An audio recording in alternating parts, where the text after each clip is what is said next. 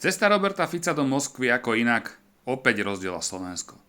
Kým jedni hovoria o potrebe dialógu a zachovaní historickej pamäte, druhí upozorňujú na silný politický odkaz, ktorý môže mať takéto stretnutie v čase pokračujúcej vojny na Ukrajine.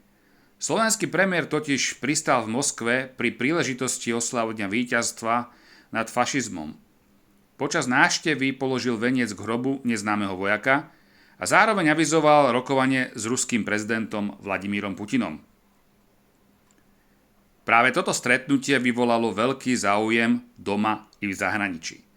Robert Fico tvrdí, že chce presadzovať dialog namiesto konfliktov.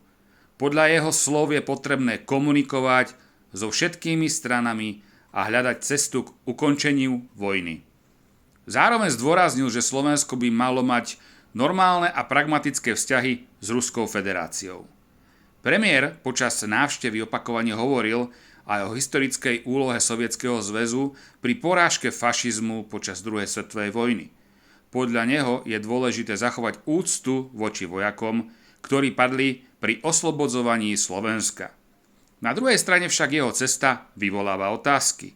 Kritici upozorňujú, že návšteva Moskvy v čase vojenského konfliktu môže byť vnímaná ako politický signál smerom k Rusku. Časť opozície zároveň tvrdí, že Slovensko sa tým možno dostáva do izolácie v rámci Európskej únie. Zaujímavé sú aj informácie, ktoré prišli z ukrajinskej strany. Podľa poradcu prezidenta Volodymyra Zelenského mal Fico počas minulých rozhovorov dostať informáciu, že Ukrajina pripravená rokovať o ukončení vojny na úrovni lídrov. Objavili sa preto špekulácie, že slovenský premiér môže v Moskve odozdať určitý odkaz medzi Kyjevom a Kremľom. Oficiálne však zatiaľ nič potvrdené nebolo. Fico zároveň tvrdí, že v Európe dnes často chýba priestor na odlišné názory. Sám seba označil za politika, ktorý odmieta jediný povinný pohľad na medzinárodnú politiku. A práve preto jeho návšteva Moskvy vyvoláva tak silné reakcie. Pre jedných ide o snahu otvárať komunikáciu a hľadať mierové riešenia.